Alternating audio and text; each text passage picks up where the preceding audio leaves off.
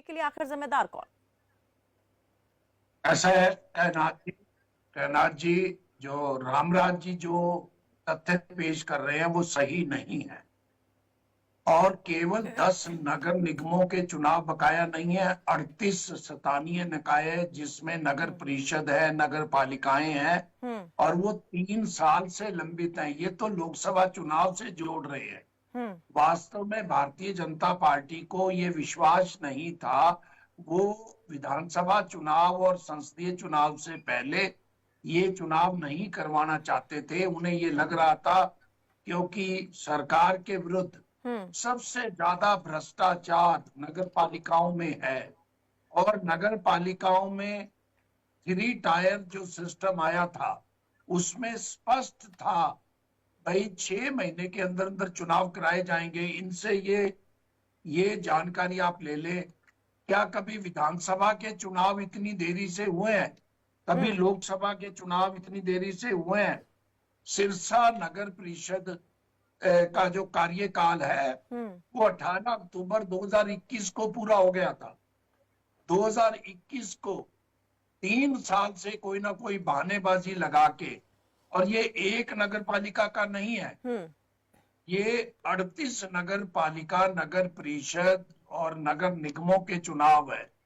जब 1985 में राजीव गांधी कांग्रेस सरकार 3 टायर सिस्टम लेके आई थी तो एक तरफ तो मोदी जी कहते हैं एक देश एक चुनाव, दूसरी तक अपनी सुविधा के अनुसार कभी उसमें आरक्षण का बिल लेके आएंगे, कभी पंचायतों के चुनाव भी 2 साल देरी से करवाए गए थे। आपको पता है जब समय पूरा होने वाला है, क्या 2029 के चुनाव 2032 में करवाए जाएंगे? परिसीमन 3 साल देरी से होगा। ये केवल अपनी जो सरकार होती है उसी को महत्व देते हैं और ये सभी राजनीतिक दलों की बात है। अब तो बीजेपी है, जब कांग्रेस गवर्नमेंट होती थी। एक बात रामराजी शर्मा जी ने कही थी कि फैसला जो है चुनाव आयोग को करना होता है, चुनावी तारीखें कब अनाउंस करनी है कब नहीं करनी। बिल्कुल गलत है, ये गुमराह करने वाली बात है। कौन सा चुनाव आयोग नगर पालिका को? नगर पालिकाओं के लिए ये कभी वो चुनाव आयोग भी लेटर लिख देता है। चुनाव आयोग में भी हरियाणा का अधिकारी, आईएएस अधिकारी, आमतौर पे तो एससीएस अधिकारी लगा देते हैं या रिटायर्ड अधिकारी लगा देते हैं और वो कह देते हैं जी अभी तो उसकी वार्डबंदी नहीं हुई। आप अगर मान लिया मैंने आपको एक डेट बताई है 18 अक्टूबर 21 को जिस नगर पालिका का समाप्त हो गया था उसकी वार्डबंदी पहले करवा लो। मैं कह रहा हूं ना परिसीमन होना है 29 में, क्या परिसीमन 3 साल देरी से करवाएंगे? क्या 3 साल ले?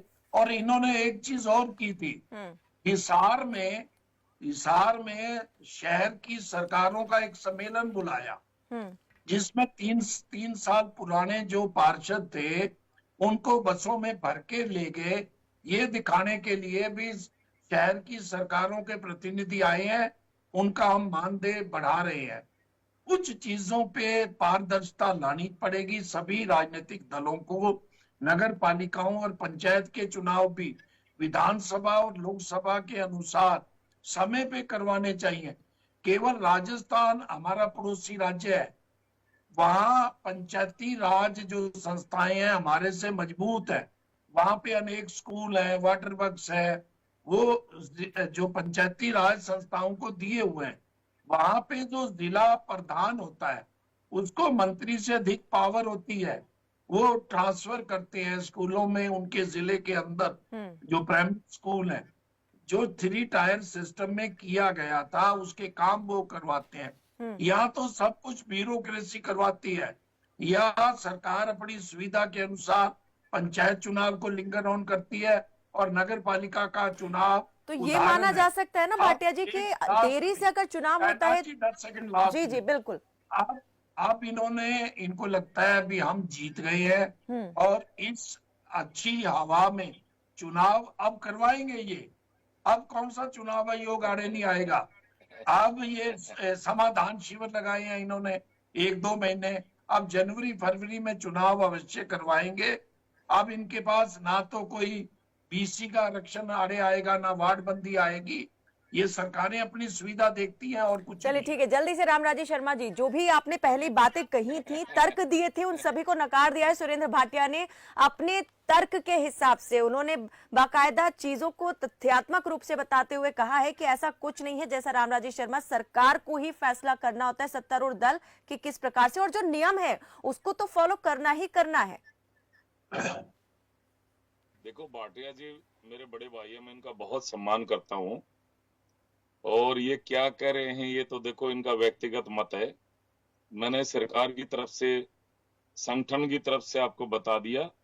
अभी बहुत जल्दी आपको शुभ सूचना मिल जाएगी। संगठन हमारा पहले से भी तैयार है, रामराजी आज जी, भी वो तैयार है। व्यक्तिगत मत नहीं है उनका, सिस्टम जिस तरह से चलना चाहिए या चलता है वो वही बात आपको बता रहे थे इस वक्त। देखो हमारे बड़े भाई है, मैं उनका सम्मान करता हूँ, मैं तो इतना ही कहूंगा उनके बारे में। लेकिन जहां तक सरकार का मत है, मैंने आपको बताया, वह माननीय निर्वाचन आयोग ये फैसला करता है भाई कब अहमियत किसको दी जाती है। सबसे पहले